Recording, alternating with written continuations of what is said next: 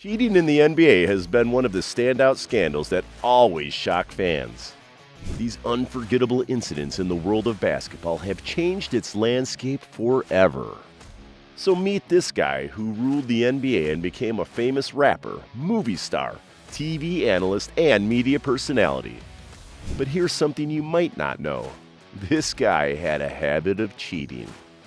Shaq got caught up in a cheating scandal with Laura Govan in 2012. Shaq's wife, Shawnee, accused him of being unfaithful to her and sleeping with Laura, who was engaged to Gilbert Arenas and had kids with him. It was a drama not only on the court, but also in their personal lives. The scandal got even messier when emails between Shaq and Laura, sharing explicit details about their secret meetings, surfaced online.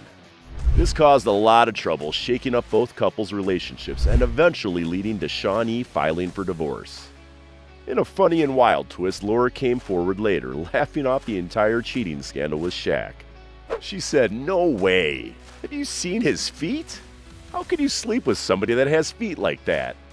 Even though she denied it, Shaq's reputation as a womanizer stuck around. In his book, Shaq Uncut, he tried to justify his unfaithfulness by saying that many women were practically throwing themselves at him. But it doesn't stop there. The scandal between Indiana Pacers Paul George, Roy Hibbert, and their wives was so astonishing, leaving us in shock. During the 2014 playoffs, there were whispers of secret Instagram chats between Paul and Hibbert's wives. The plot thickens when it comes out that PG and Mrs. Hibbert were having more than just friendly talks. This caused a storm that shook Roy's game. But the NBA drama doesn't stop there. There's Tony Parker from the San Antonio Spurs. Forget the hoop action, he cheated on Eva Longoria with a teammate's wife. Text messages flew between Parker and Brent Barry's wife, ending in divorce for both couples. Another scandal that made our hearts race fast was that of Barbosa, a teammate of Steve Nash at the Phoenix Suns. This guy stirred up a whirlwind by having an affair with Nash's wife, Alejandra Amaria. Shockingly, just a day after Alejandra gave birth, Nash filed for divorce, suspecting Barbosa was the father. Meanwhile, a DNA test revealed it was another teammate, Jason Richardson, who had scored the real points. But let's not make judgment on that matter. Anyway, and leave it to one of the most well-known referees in the NBA, Mr. Tim Donaghy. You know, the kind of story that gives you goosebumps and makes you wonder what's really going on behind the scenes. The NBA faced its worst nightmare, a gambling scandal that sent shockwaves through the courts. Tim Donaghy, a referee with insider info on referees, coaches, players, and even owners, decided to roll the dice. According to FBI reports, he wasn't just blowing the whistle. He was placing bets on professional basketball games. And guess what? ESPN spilled the beans that Donaghy had ties to organized crime. Now imagine the referee not just making bad calls, but actively swinging games and playoff series and turning the court into a drama-packed casino. Donaghy didn't just bet on any games, he bet on the ones he officiated. Talk about a double dribble of trouble. And the icing on the cake? He made the calls that affected the point spread. Can you believe it? But it gets crazier. Justice wasn't just sitting on the sidelines. Donaghy got a 15-month timeout in jail and 3 years of supervised release. During the big courtroom showdown, Donaghy, through his lawyers, dropped a bombshell. He alleged that some NBA playoff series were as fishy as a half-court shot. What's the dirt? A playoff game where fouls were ignored all just because it suited the NBA's interest in adding another game to the series? The game in question? None other than the legendary 2002 Game 6 of the Western Conference Finals between the Lakers and the Kings. This scandal changed the game, making us question what happens when the lights go out and the crowds go home. The scandals don't end there, there's more. But this time we're talking about the rebound king, Tristan Thompson, who helped Cleveland snatch their first NBA championship in 2016. Tristan was a superhero on the court. He helped Cleveland climb out of a 1-3 hole to victory. Everyone was cheering, thinking, wow, this guy's going to be the next big thing. But off the court, Tristan's game took a hit. While his girlfriend Jordan Craig was pregnant and expecting a baby, he decided to shoot his shot with reality star Khloe Kardashian. Turns out Tristan couldn't resist a fast break. He went ahead and also cheated on Khloe when she was pregnant for him, leaving her for Lonnie Blair, an Instagram model and a strip club bartender. This guy was leaving baby mamas all over the place. However, people weren't applauding Tristan anymore. Social media exploded with backlash and boos echoed in a 2018 home game against the New York Knicks. Talking of the New York Knicks, the 1985 NBA Draft Lottery was a pivotal event. It was the first of its kind when the lottery system replaced the coin toss as the decider for who gets the top draft pick. Instead of using a lottery system of an old coin toss, they introduced this lottery thing to decide who gets the top pick in the draft. Sounds fair, right? Well, it turned out to be the most talked about event of the year.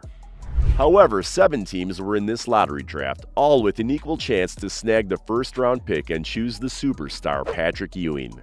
He's like the LeBron James of his time. Now forget about the fancy ping pong balls they use today. Back then, they threw large cards into a spinning tumbler and David Stern, the big shot, picked one out to make the big decision. But before the drum roll, Stan Kasten, the Atlanta Hawks general manager, spills the beans, shouting from the Hoops mountaintop that the whole thing is a setup. He claims the Knicks will win because they're the biggest deal in town. But here's where it gets even wilder. The lottery is organized by Ernst & Whinney, an accounting firm owned by the Knicks. Jack Wagner, one of the brainy partners, drops the envelopes into the drum, but he accidentally bangs one and leaves a tiny dent. Guess which envelope? The Knicks. Some folks even say they tossed that envelope into the freezer so Stern would know which one to pull. When Stern is grilled about this, he defends himself, asking, "Why would I risk a legal slam dunk? That's just plain crazy." Despite this, scandals and doping went high in the NBA, and the height of it was when some NBA players cheated the system in a big way.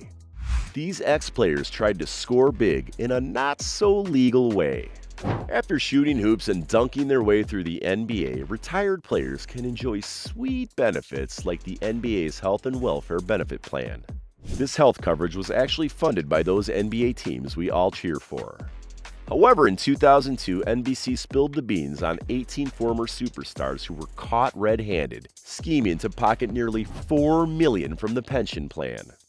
Interestingly, 16 former basketball stars found themselves in a colossal scam. They were in big trouble and charged with something called conspiracy to commit healthcare and wire fraud. One player, while slam dunking in Taiwan, tried to convince everyone he was getting a fancy root canal in Beverly Hills. But that's not all. A few other players got into this and claimed to have the same tooth procedure at the same time. People in charge of processing these claims were scratching their heads faster. I mean, how can players have the same tooth trouble at once? The suspicion level rose to 100. Terrence Williams, the mastermind of this commotion, played a different game off the court. He devised a scheme with fake invoices and claims, raking in a cool $230,000. He also went ahead pretending to be an agent, calling up other players and basically scaring them into handing over cash. In total, these hoop dreamers snagged about $2.5 million before the league blew the whistle. The NBA, not one to back down, promised to team up with investigators to get to the bottom of this crazy game.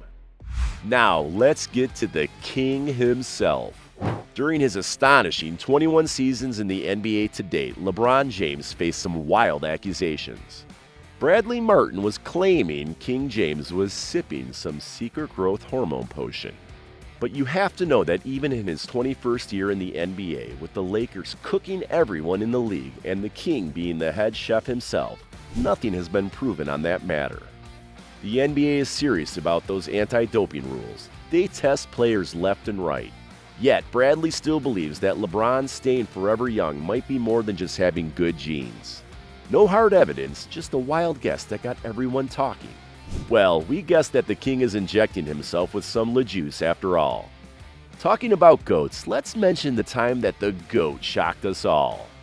Michael Jordan's retirement shocked the whole NBA. In 1993, Jordan left the NBA after winning his third consecutive title to try his hand at baseball.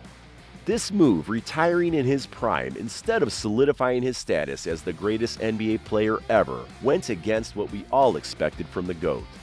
Jordan says he switched to baseball to honor his late father's wishes. But here's the secret. His first retirement was kind of a secret suspension from then NBA Commissioner David Stern, who supposedly punished Jordan for his well-known gambling adventures. Things got intense in Jordan's personal life when he was seen in Atlantic City the night before a crucial Eastern Conference Finals game against the Knicks. Not only that, Jordan had an unpaid debt to another golf gambling partner, Richard Esquinas. At one point, Esquinas claimed that Jordan owed him over $1 million in the early 90s.